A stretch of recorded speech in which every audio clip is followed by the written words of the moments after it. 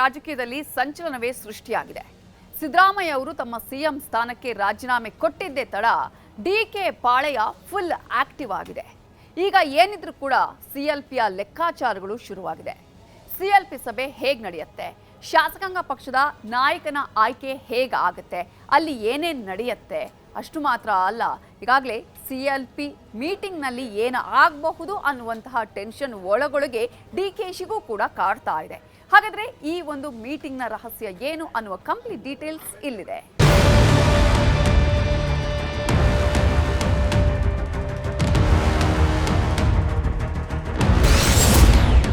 ಸಿದ್ದರಾಮಯ್ಯ ರಾಜೀನಾಮೆ ಬೆನ್ನಲ್ಲೇ DKShi team active.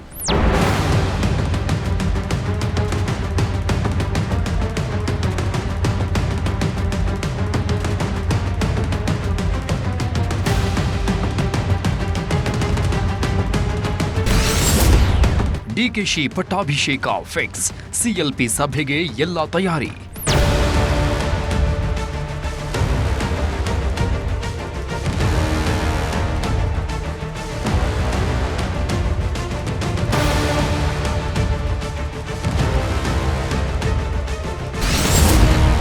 ಶನಿವಾರದ high voltage ಸಭೆಯಲ್ಲಿ ಏನೆಲ್ಲ ಆಗುತ್ತೆ?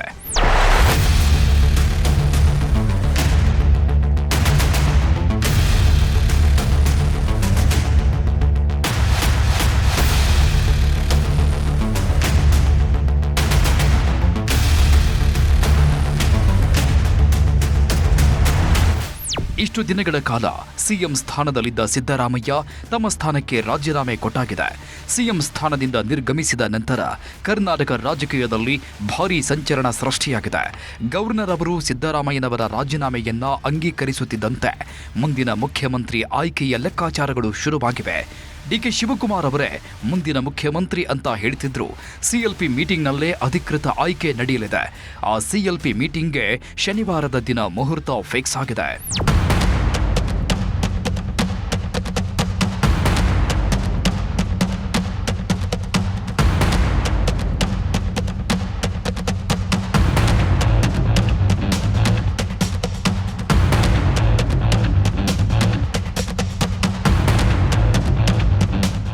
ಎಸ್, ದಿಲ್ಲಿಯಿಂದ ಹಿಡಿದು ಬೆಂಗಳೂರಿನವರೆಗೆ ನಾಯಕರ ಭೇಟಿ ಮತ್ತು ರಹಸ್ಯ ಸಭೆಗಳನ್ನು ಮಾಡ್ತಾನೆ ಬಂದಿರೋ ಡಿಕೆ ಪಡೆಯ ಕಣ್ಣು ಇದೀಗ ಶನಿವಾರದ ಸಿಎಲ್ಪಿ ಮೀಟಿಂಗ್ ಮೇಲೆ ಬಿದ್ದಿದೆ.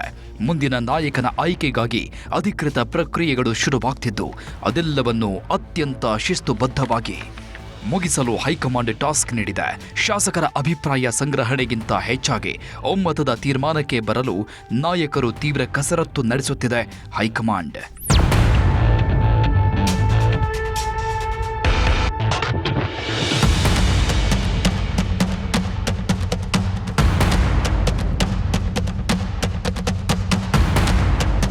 ಶನಿವಾರ ಸಂಜೆ 4 ಗಂಟೆಗೆ ಹೈವೋಲ್ಟೇಜ್ ಶಾಸಕಾಂಗ ಪಕ್ಷದ ಸಭೆ ನಡೆಯಲಿದ್ದು ಎಲ್ಲ ಶಾಸಕರಿಗೆ ಖುದ್ದು ಹಾಜರಾಗಲು ಹೈಕಮಾಂಡ್ ಖಡಕ್ ಸೂಚನೆ ನೀಡಿದೆ. ಈ ಸಭೆಗೆ ಯಾರೂ ಕೂಡ ಗೈರಾಗುವಂತಿಲ್ಲ. ಎಲ್ಲ ಶಾಸಕರು ಕಡ್ಡಾಯವಾಗಿ ಇರಲೇಬೇಕು ಎಂದು ಕಟ್ಟಪ್ಪಣೆ ಮಾಡಿದೆ. ಎಲ್ಲ ಶಾಸಕರ ಸಮ್ಮುಖದಲ್ಲಿ ಹೊಸ ನಾಯಕನ ಆಯ್ಕೆ ಪ್ರಕ್ರಿಯೆ ನಡೆಯಲಿದ್ದು ಆ ಸಿಎಲ್ಪಿನಲ್ಲಿ ಯಾರ ಹೆಸರು ಫೈನಲ್ ಆಗುತ್ತೋ ಅವರೇ ಮುಂದಿನ ಮುಖ್ಯಮಂತ್ರಿ ಆಗಲಿದ್ದಾರೆ. ಎಲ್ಲರಿಗೂ ಗೊತ್ತಿರೋ ಪ್ರಕಾರ ಡಿಕೆಶಿನೇ ಮುಂದಿನ ಸಿಎಂ ಅಂತ ಹೇಳಲಾಗ್ತಾ ಇದೆಯಾದರೂ ಅದೆಲ್ಲ ಅಧಿಕೃತವಾಗಿ ಫೈನಲ್ ಆಗಬೇಕಿರೋದು ಶನಿವಾರದ ಸಿಎಲ್ಪಿ ಸಭೆಯಲ್ಲಿ. ಇನ್ನು ಕಾಂಗ್ರೆಸ್ ಯಾವಾಗಲೂ ಶಾಸಕರ ಸಮ್ಮುಖದಲ್ಲೇ ಎಲ್ಲರ ಅಭಿಪ್ರಾಯ ಪಡೆದೇ ನಾಯಕನ ಆಯ್ಕೆ ಮಾಡುತ್ತೆ. ಆ ಪ್ರಕಾರವಾಗಿ ಶನಿವಾರ ಸಿಎಲ್ಪಿ ಸಭೆ ನಡೆಯಲಿದ್ದು ಸಂಜೆ 4 ಗಂಟೆಗೆ ಹೈ ವೋಲ್ಟೇಜ್ ಸಭೆ ಆರಂಭವಾಗಲಿದೆ.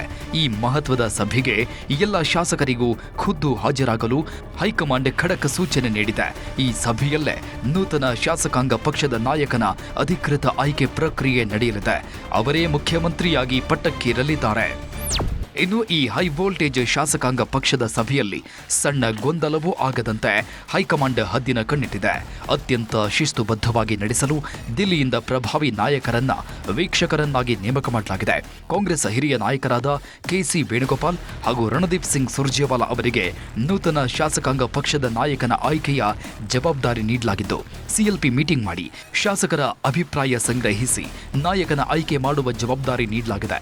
ಅಷ್ಟೇ ಅಲ್ಲ, ಈ ಸಭೆಯಲ್ಲಿ ಸಭೆಯಲ್ಲಿ ಯಾವುದೇ ಅಶಿಸ್ತು ಪ್ರದರ್ಶಿಸದಂತೆ ನೋಡಿಕೊಳ್ಳುವ ಜವಾಬ್ದಾರಿಯನ್ನು ನೀಡಲಾಗಿದೆ. ಸಭೆ ಮುಗಿದ ತಕ್ಷಣವೇ ವೀಕ್ಷಕರು ಹೈಕಮಾಂಡ್ಗೆ ಕಂಪ್ಲೀಟ್ ರಿಪೋರ್ಟ್ ನೀಡಲಿದ್ದಾರೆ.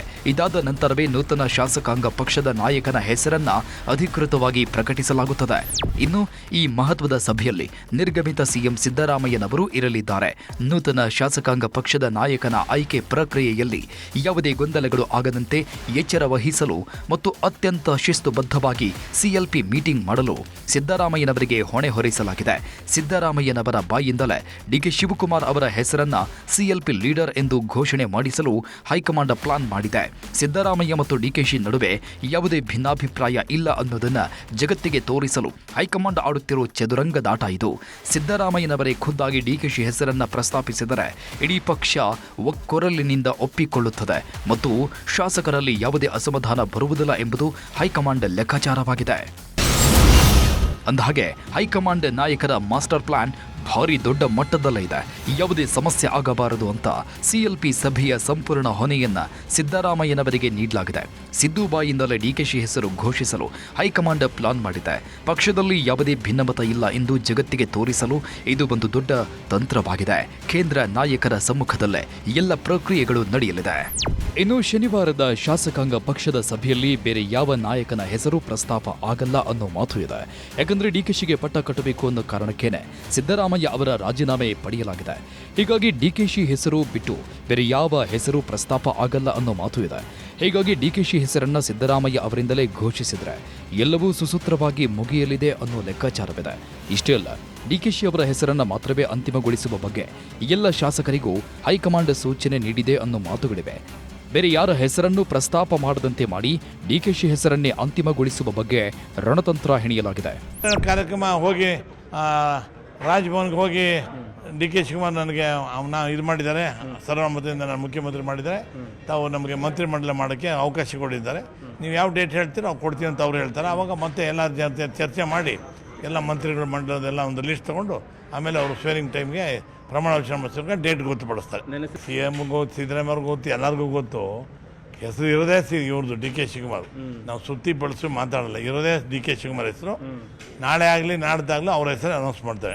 ಸಿಎಲ್ಪಿ ಸಭೆಯಲ್ಲಿ ಸಿದ್ದರಾಮಯ್ಯ ಮೊದಲು ಹೈಕಮಾಂಡ್ಗೆ ಸಂಪೂರ್ಣ ಅಧಿಕಾರ ನೀಡುವ ಆನ್ಲೈನ್ ನಿರ್ಣಯ ಮಂಡಿಸಲಿದ್ದಾರೆ. ಅನಂತರ ಡಿಕೆ ಶಿವಕುಮಾರ್ ಮಾತ್ರವೇ ಶಾಸಕಾಂಗ ಪಕ್ಷದ ನಾಯಕ ಅನ್ನೋ ಒಕ್ಕೊರಲ ನಿರ್ಣಯ ಸಭೆಯಿಂದ ಹೊರಬೀಳಲಿದೆ.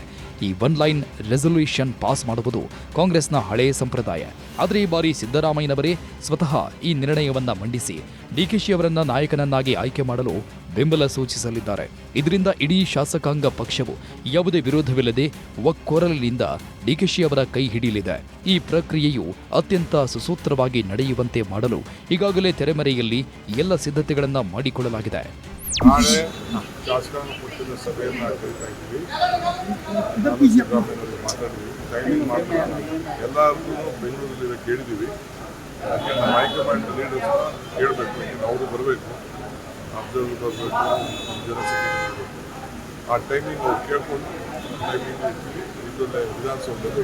ಇನ್ನು ಶಾಸಕಾಂಗ ಸಭೆಯಲ್ಲಿ ನಾಯಕನ ಆಯ್ಕೆಯ ಅಧಿಕೃತ ಪ್ರಕ್ರಿಯೆ ಮುಗಿದ ಬಳಿಕ ಮುಂದಿನ ಹಂತದ ಪ್ಲಾನ್ ಕೂಡ ರೆಡಿಯಾಗಿದೆ. ಸಿದ್ದರಾಮಯ್ಯ ಹಾಗೂ ಡಿಕೆ ಶಿವಕುಮಾರ್ ಒಟ್ಟಾಗಿಯೇ ನೇರವಾಗಿ ರಾಜಭವನಕ್ಕೆ ತೆರಳಿ ನೂತನ ಸರ್ಕಾರ ರಚನೆಗೆ ಹಕ್ಕು ಮಂಡಿಸಲಿದ್ದಾರೆ. ಈ ಮೂಲಕ ಪಕ್ಷದ ಒಗ್ಗಟ್ಟನ್ನ ಮತ್ತು ಬಲವನ್ನ ರಾಜಭವನದ ಅಂಗಳದಲ್ಲೂ ಪ್ರದರ್ಶಿಸಲು ಕಾಂಗ್ರೆಸ್ ನಾಯಕರು ಮಾಸ್ಟರ್ ಪ್ಲಾನ್ ಮಾಡಿದ್ದಾರೆ. ಇನ್ನು ಸಿಎಲ್ಪಿ ಸಭೆಯಲ್ಲಿ ಡಿಕೆಶಿ ಹೆಸರನ್ನ ಫೈನಲ್ ಮಾಡಿ ನಂತರ ರಾಜ್ಯದ ಮುಖ್ಯಮಂತ್ರಿಯಾಗಿ ಪದಗ್ರಹಣ ಮಾಡಲಾಗುತ್ತದೆ. ಡಿಕೆ ಶಿವಕುಮಾರ್ ಅವರ ಪದಗ್ರಹಣ ಕಾರ್ಯಕ್ರಮ ಅತ್ಯಂತ ಅದ್ಧೂರಿಯಾಗಿ ನೆರವೇರಿಸಲು ಎಲ್ಲ ರೀತಿಯ ತಯಾರಿಯನ್ನು ಮಾಡಿಕೊಳ್ಳಲಾಗಿದೆ ಅಂತ ಹೇಳಲಾಗ್ತಿದೆ. ದಿಲ್ಲಿಯಿಂದ ಸೋನಿಯಾ ಗಾಂಧಿ, ರಾಹುಲ್ ಗಾಂಧಿ, ಪ್ರಿಯಾಂಕಾ ಗಾಂಧಿ ಮತ್ತು ಮಲ್ಲಿಕಾರ್ಜುನ ಖರ್ಗೆ ಸೇರಿದಂತೆ ದೇಶದ ವಿವಿಧ ರಾಜ್ಯಗಳ ಮುಖ್ಯಮಂತ್ರಿಗಳು ಮತ್ತು ಮಿತ್ರ ಪಕ್ಷಗಳ ನಾಯಕರು ಈ ಐತಿಹಾಸಿಕ ಕ್ಷಣಕ್ಕೆ ಸಾಕ್ಷಿಯಾಗಲಿದ್ದಾರೆ ಅಂತ ಹೇಳಲಾಗ್ತಿದೆ. ಇಷ್ಟೇ ಅಲ್ಲ, ಲಕ್ಷಾಂತರ ಕಾರ್ಯಕರ್ತರು ಈ ಸಂಭ್ರಮದಲ್ಲಿ ಭಾಗಿಯಾಗಲಿದ್ದು ಬಿಗಿ ಭದ್ರತೆಯ ಬಗ್ಗೆಯೂ ಪ್ಲಾನ್ ಮಾಡಲಾಗ್ತಿದೆ. ಇನ್ನು ಡಿಕೆ ಶಿವಕುಮಾರ್ ಪದಗ್ರಹಣಕ್ಕೆ ಭರ್ಜರಿ ತಯಾರಿ ನಡೀತಾ ಇದ್ದು ಕಂಠೀರವ ಸ್ಟೇಡಿಯಂ ಅಥವಾ ವಿಧಾನಸೌಧದ ಮೆಟ್ಟಿಲುಗಳ ಮೇಲೆ ಆಯೋಜಿಸಲು ಪ್ಲಾನ್ ಮಾಡಲಾಗಿದೆ. ಈ ಎರಡೂ ಜಾಗಗಳು ಕರ್ನಾಟಕ ರಾಜಕೀಯದ ಇತಿಹಾಸದಲ್ಲಿ ಅತ್ಯಂತ ಪ್ರಮುಖವಾದ ಜಾಗಗಳಾಗಿವೆ. ಅಧಿಕಾರಿಗಳ ತಂಡ ಈಗಾಗಲೇ ಎರಡೂ ಸ್ಥಳಗಳಿಗೆ ಭೇಟಿ ನೀಡಿ ಪರಿಶೀಲನೆ ನಡೆಸಿದೆ. ವೇದಿಕೆ ನಿರ್ಮಾಣ, ವಿಐಪಿ ಆಸನಗಳ ವ್ಯವಸ್ಥೆ, ಸಾರ್ವಜನಿಕರಿಗೆ ಕೂರಲು ಜಾಗ ಮತ್ತು ಟ್ರಾಫಿಕ್ ಕಂಟ್ರೋಲ್ ಮಾಡುವ ಬಗ್ಗೆ ಕಂಪ್ಲೀಟ್ ಪ್ಲಾನ್ ರೆಡಿ ಆಗ್ತಾ ಇದೆ. ಈ 2 ಜಾಗಗಳಲ್ಲಿ ಅಂತಿಮವಾಗಿ ಯಾವ ಜಾಗ ಫಿಕ್ಸ್ ಆಗುತ್ತೆ ಅನ್ನೋದು ಶನಿವಾರ ಸಂಜೆ ಅಧಿಕೃತವಾಗಿ ಗೊತ್ತಾಗಲಿದೆ. ಭದ್ರತೆಯ ದೃಷ್ಟಿಯಿಂದಲೂ ಅಧಿಕಾರಿಗಳು ಎಲ್ಲ ಆಯಾಮಗಳಲ್ಲಿ ಪರಿಶೀಲನೆ ನಡೆಸುತ್ತಿದ್ದಾರೆ.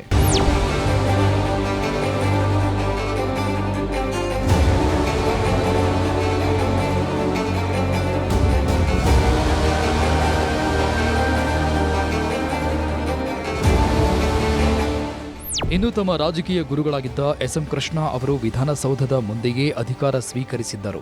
ಅದೇ ರೀತಿಯಲ್ಲಿ ಡಿ.ಕೆ. ಶಿವಕುಮಾರ್ ಕೂಡ ವಿಧಾನಸೌಧದ ಮುಂದೆಯೇ ಪ್ರಮಾಣ ವಚನ ಸ್ವೀಕರಿಸಲು ಆಲೋಚನೆ ಮಾಡಿದ್ದಾರೆ ಅಂತ ಹೇಳಲಾಗ್ತಿದೆ. ಆದರೆ ವಿಧಾನಸೌಧದ ಮುಂದೆ 5,000 ಜನಕ್ಕಿಂತ ಹೆಚ್ಚು ಜನ ಸೇರಲು ಸಾಧ್ಯವಿಲ್ಲದ ಕಾರಣ 2013ರಲ್ಲಿ ಸಿದ್ದರಾಮಯ್ಯನವರು ಕಂಠೀರವ ಸ್ಟೇಡಿಯಂನಲ್ಲೇ ಪ್ರಮಾಣವಚನ ಸ್ವೀಕರಿಸಿದ್ದರು.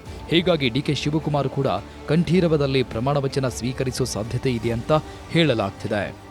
ಇನ್ನು ಸಿಎಲ್ಪಿ ಸಭೆಯನ್ನ ಸರಾಗವಾಗಿ ನಡೆಸುವ ದೃಷ್ಟಿಯಿಂದ ಮತ್ತು ಸಿದ್ದರಾಮಯ್ಯ ಅವರನ್ನ ಮತ್ತು ದೆಹಲಿ ನಾಯಕರನ್ನ ಭೇಟಿಯಾದ ಡಿ.ಕೆ. ಶಿವಕುಮಾರ್ ಶಾಸಕಾಂಗ ಸಭೆ, ಗವರ್ನರ್ ಭೇಟಿ ಹಾಗೂ ಪದಗ್ರಹಣದ ರೂಪುರೇಷೆಗಳ ಬಗ್ಗೆ ಚರ್ಚೆ ನಡೆಸಿದ್ದಾರೆ ಅಂತ ಹೇಳಲಾಗ್ತಿದೆ.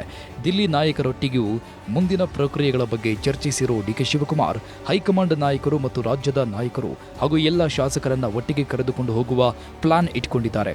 ಆ ನಿಟ್ಟಿನಲ್ಲಿ ಸಿದ್ದರಾಮಯ್ಯ ಅವರನ್ನು ತಮ್ಮ ಬೆನ್ನಿಗೆ ನಿಲ್ಲುವಂತೆ ಮನವಿ ಮಾಡಿದ್ದು, ಸಿದ್ದರಾಮಯ್ಯ ಕೂಡ ಡಿಕೆಶಿಗೆ ಸಾಥ್ ಕೊಡುವ ಬಗ್ಗೆ ತಿಳಿಸಿದ್ದಾರೆ ಎಂದು ಹೇಳಲಾಗ್ತಿದೆ. ಶನಿವಾರದ ಸಿಎಲ್ಪಿ ಮೀಟಿಂಗ್ ಮುಗಿದು ಅಂತಿಮವಾಗಿ ಡಿಕೆಶಿ ಹೆಸರು ಅಧಿಕೃತವಾಗಿ ಪ್ರಕಟವಾದರೆ ಅನಂತರ ಶುರುವಾಗುತ್ತೆ ನೋಡಿ ಡಿ.ಕೆ. ಶಿವಕುಮಾರ್ ಪರ್ವ.